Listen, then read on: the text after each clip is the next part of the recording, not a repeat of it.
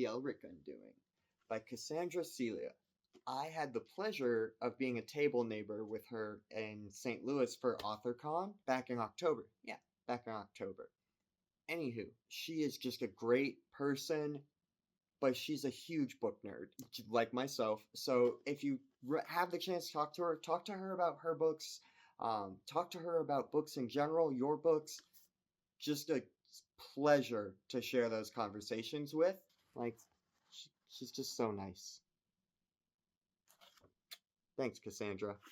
Anywho, we're here to talk about her novel, The Elric Undoing. A gorgeous bit of speculative dark fantasy that deals with the ramifications of generational trauma and parental neglect, parental abuse. This is almost a trait passed down through the maternal line of the Cabello family, who this story revolves around.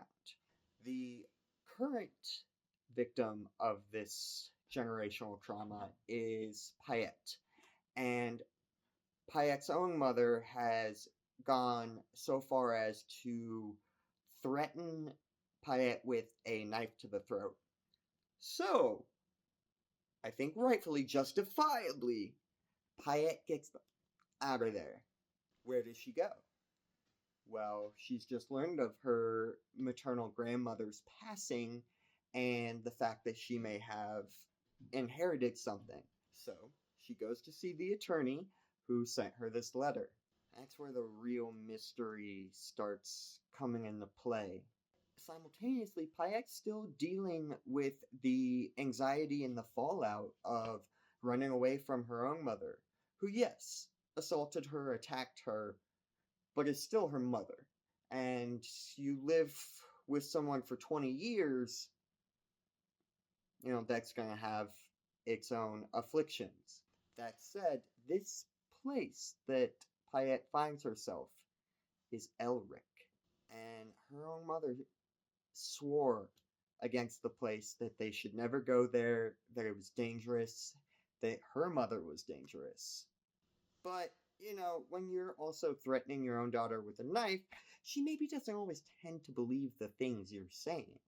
So, in Elric, there's immediately a magic in the air. It's palpable. Pyet feels it. Except this isn't a fairy tale land of beauty and enchantment.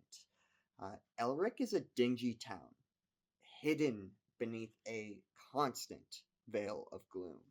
And the more time that Pyet spends there, the more she picks up on the magic. Yes, this mysticism. There's something special about Elric.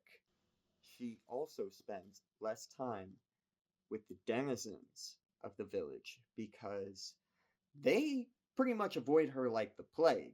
But also, their interactions with her are all over the map, from vile, xenophobic almost, to jaunty and sinister. It's really strange, and Pyet knows that. She does not know who she can trust and who she can't. The only family she's ever known, she ran away from, and the only other family she's ever heard of is dead.